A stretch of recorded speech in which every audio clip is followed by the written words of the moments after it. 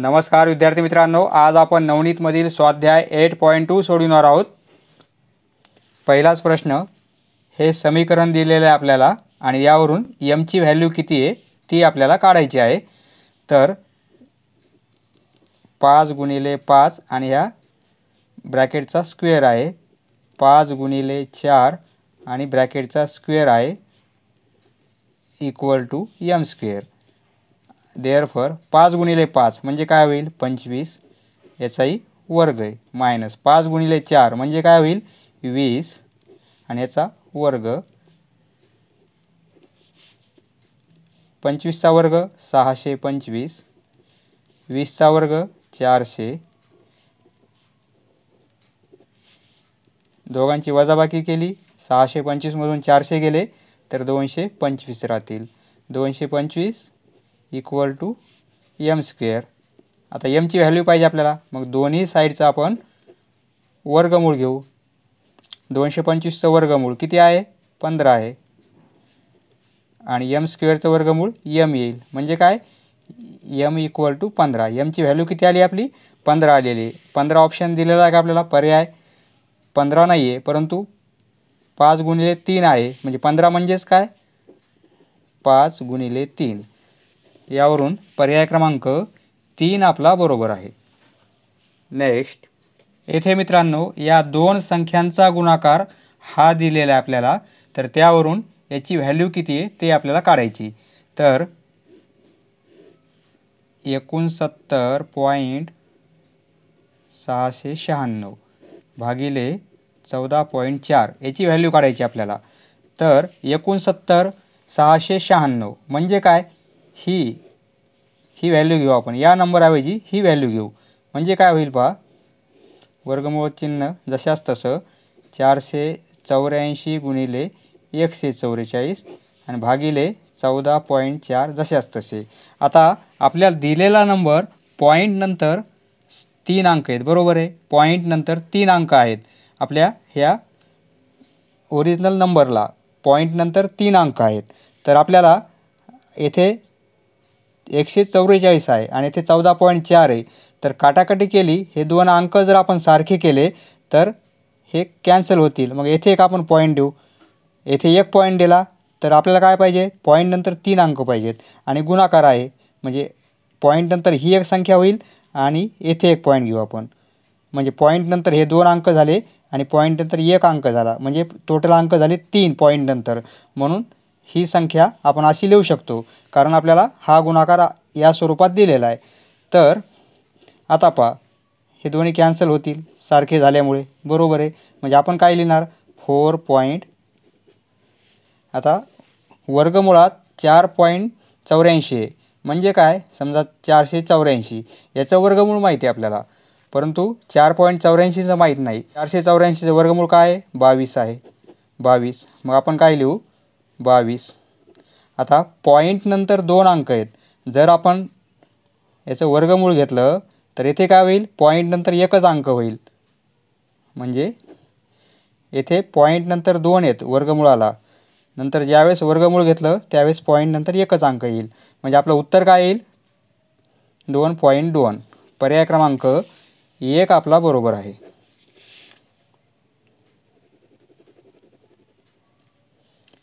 Next, येथे आपल्याला P आणि Qच्या किमती दिल्यात, त्यावरून याची किंमत काढायची। तर वर्गमूळ चिन्हामध्ये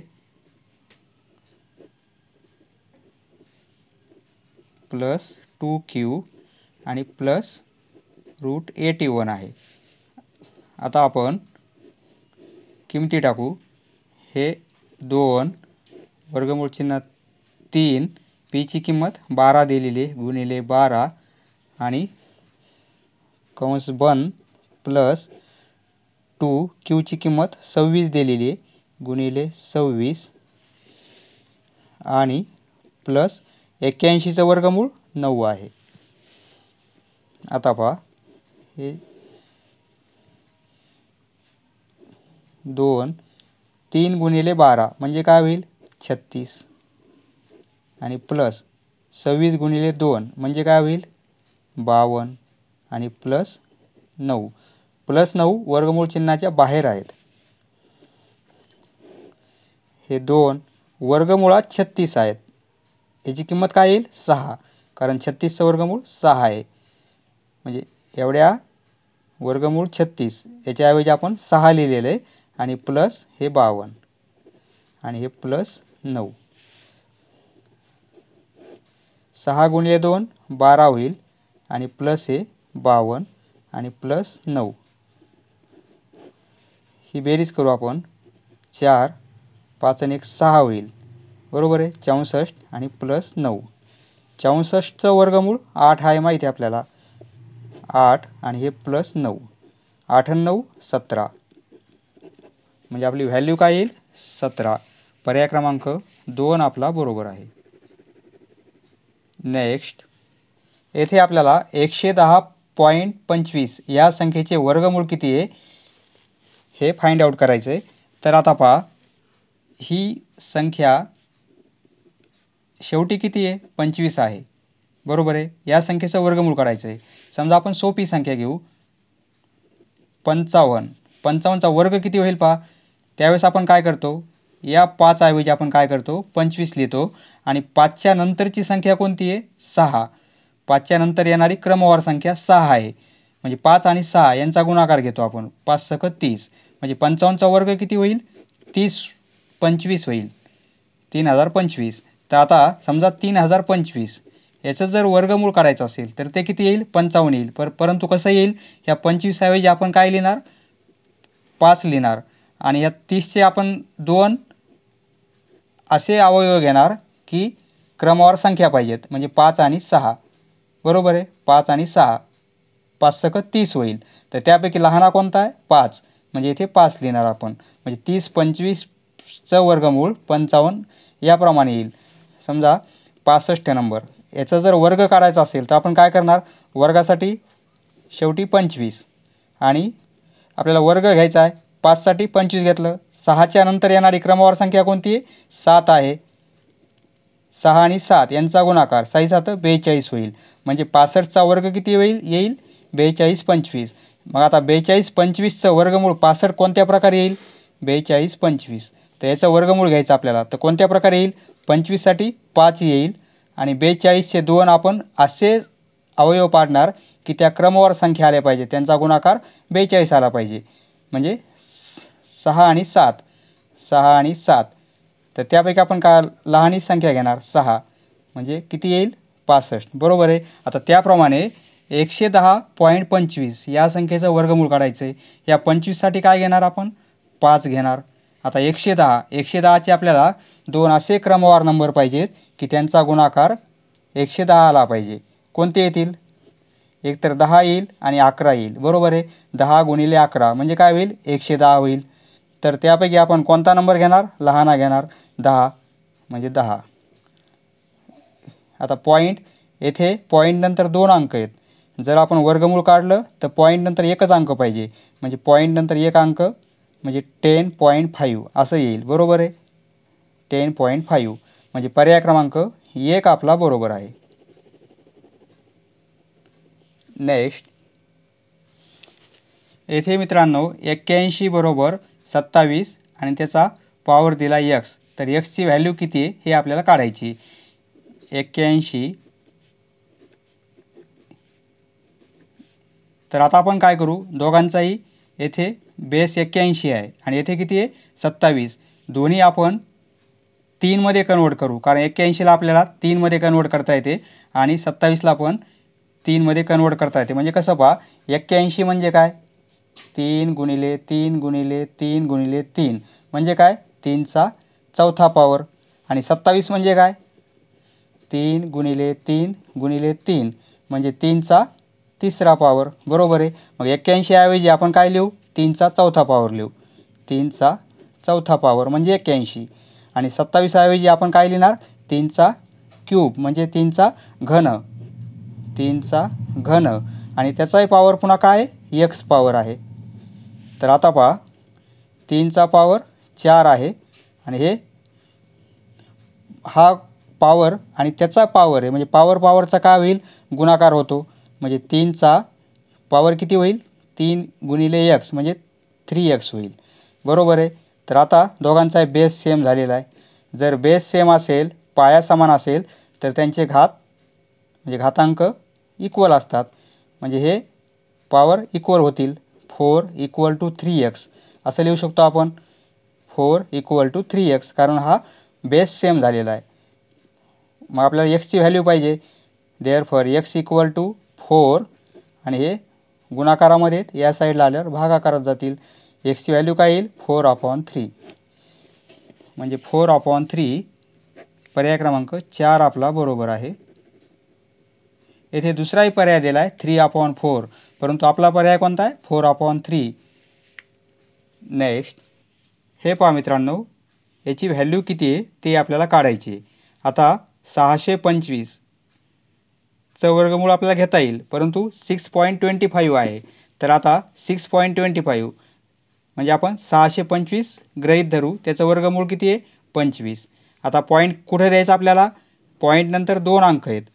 वर्गमुळात पॉईंटनंतर 2 अंक असतील, जर त्याचं आपण वर्गमूळ काढलं तर पॉईंटनंतर एकच अंक येतो. म्हणजे पॉईंटनंतर एकच अंक म्हणजे याचं वर्गमूळ काय येईल? 2.5 आणि हे प्लस साईन. आता येथे काय? घनमूळ आहे. आता ज्याप्रमाणे वर्गमुळात पॉईंटनंतर 2 अंक असतील आणि आपण वर्गमूळ काढल्यानंतर पॉईंटनंतर एकच अंक देतो, म्हणजे त्याची हाफ करतो, त्याप्रमाणे येथे जर पॉईंटनंतर 3 अंक असतील आणि घनमूळ काढलं तर पॉईंटनंतर 1 अंक येतो. म्हणजे 2साठी येथे 1 घेतो आपण, तर घन असेल तर 3साठी 1 घेतो. आता पॉईंटनंतर 3 अंक आहेत म्हणजे आपण पॉईंटनंतर एकच अंक देणार. आता 729 कशाचा क्यूब आहे? 9चा क्यूब आहे, बरोबर आहे. घनमूळ काय येईल? 9 येईल. आता पॉईंटनंतर 3 अंक आहेत, तर आपण येथे काय करणार? पॉईंटनंतर एकच अंक देणार, म्हणजे 0.9 येईल पहा. आता प्लस साईन जशाच तसं. आता 121 आपण याला 121 कन्सिडर करू. 121 कशाचं वर्गमूळ आहे? 11चा आहे. तर पॉईंटनंतर 2 अंक आहेत, तर आपल्याला इथे पॉईंटनंतर 1 अंक आला पाहिजे, म्हणजे पॉईंटनंतर 1 अंक 1.1 येईल भागिले. आता 20.25 म्हणजे 20/25 कशाचा वर्ग होईल? तो 45चा होईल. म्हणजे याचं वर्गमूळ काय येणार आहे? 45. म्हणजे 4. आता पॉईंटनंतर 2 अंक आहेत म्हणजे आपल्याला काय घ्यावं लागेल? पॉईंटनंतर 1 अंक घ्यावा लागेल, म्हणजे 4.5 येईल. आणि वर्गमूळ साईन निघून जातील सर्व. आणि ब्रॅकेट त्याचा पुन्हा स्क्वेअर करायचा आपल्याला, म्हणजे स्क्वेअर. ही सर्व बेरीज करू आपण. 2.5, 0.9 आणि 1.1. 9 5 14 आणि 1 15, हातचारा 1 2 3 4. म्हणजे बेरीज सर्व किती येईल? 4.5. 4.5 आणि हे छेदामध्ये काय आहेत? 4.5 आणि याचा पुन्हा काय? स्क्वेअर आहे. दोन्ही संख्या सारख्या आहेत, एक अंशामध्ये एक छेदामध्ये, कॅन्सल होतील. म्हणजे 1/1 म्हणजे काय येईल? 1/1 याचा स्क्वेअर म्हणजे काय? 1चा स्क्वेअर. 1चा स्क्वेअर म्हणजे काय? 1.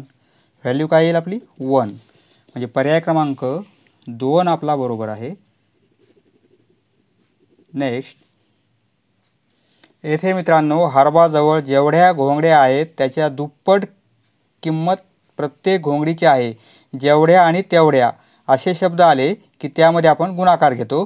हे आपण प्रॅक्टिस सेट 8.1 मध्ये पण या प्रकारचं एक उदाहरण पाहिलेलं आहे. तर हरबाजवळ जेवढ्या घोंगड्या आहेत, समजा घोंगड्या x आहेत, त्याच्या दुप्पट किंमत प्रत्येक घोंगडीची आहे. म्हणजे घोंगडीची किंमत 2x होईल, बरोबर आहे. तर यांचा गुणाकार घ्यावा लागेल आपल्याला, x गुणिले 2x. तर त्याच्याकडे एकूण किती रुपयाच्या घोंगड्या आहेत? 4,608 रुपयाच्या. म्हणजे ही व्हॅल्यू इक्वल येईल 4,608 रुपये. आता हे समीकरण आपल्याला सोडवता येईल. x आणि 2x म्हणजे 2x स्क्वेअर होईल, बरोबर आहे. x आणि xचा गुणाकार x स्क्वेअर होईल, 4,608 होईल. तर आता यावरून x स्क्वेअरची व्हॅल्यू काढता येईल आपल्याला. 4608 हे 2 भागाकारामध्ये येतील. x स्क्वेअर इक्वल टू काय होईल? हे 2 4 2 6 0 2 8 2304. आपल्याला आता xची व्हॅल्यू पाहिजे, म्हणजे काय करावं लागेल? तर याचं वर्गमूळ घ्यावं लागेल. मग या पण संख्येचं आपल्याला वर्गमूळ घ्यावं लागेल. 2304. तर आता 2304 हे वर्गमूळ कसं काढायचं? 2304चं वर्गमूळ आपल्याला माहीत नाही आहे. आता हे पहा, 40चा जर वर्ग घेतला तर तो किती असतो? 1600. आणि 50चा वर्ग घेतला तर तो किती आहे? 2500. बरोबर आहे. ही संख्या कोणती आपली? ही 1600 आणि ही 2500. ही 2300 आहे. म्हणजे 2300च्या पुढे आहे 2304. तर आता म्हणजे या संख्येचं वर्गमूळ कोणत्या दोन संख्येच्या दरम्यान येणार आहे? 40 आणि 50. तर आता शेवटी किती आहे? 4 आहे. शेवटी 4 आहे. शेवटी 4 कधी येईल? एकतर 42चा वर्ग होईल किंवा 48चा वर्ग होईल. 42चा वर्ग घेतला म्हणजे शेवटी 2 × 2 4 होईल आणि 8 × 8 64 म्हणजे 4 येतील. बरोबर आहे. एकतर 42चा असेल किंवा 48चा असेल. तर आता कोणता आहे? हे 2300 संख्या आहे. 2300 म्हणजे 2300. 2300 ही संख्या या नंबरच्या जवळ आहे का या नंबरच्या जवळ आहे? 2300 2500च्या जवळ आहेत. बरोबर आहे. 1600पेक्षा दूर आहेत, पण 2500च्या अति जवळ असल्यामुळे आपल्याला कोणता घ्यावा लागेल? 48 घ्यावा लागेल. त्यामुळे आपलं 2304 या संख्येचं वर्गमूळ किती येईल? 48. त्याप्रमाणे आपण 48 काढलेलं आहे. समजलं मित्रांनो? धन्यवाद. पुढचा व्हिडिओ पाहण्यासाठी चॅनल सबस्क्राईब करा. धन्यवाद.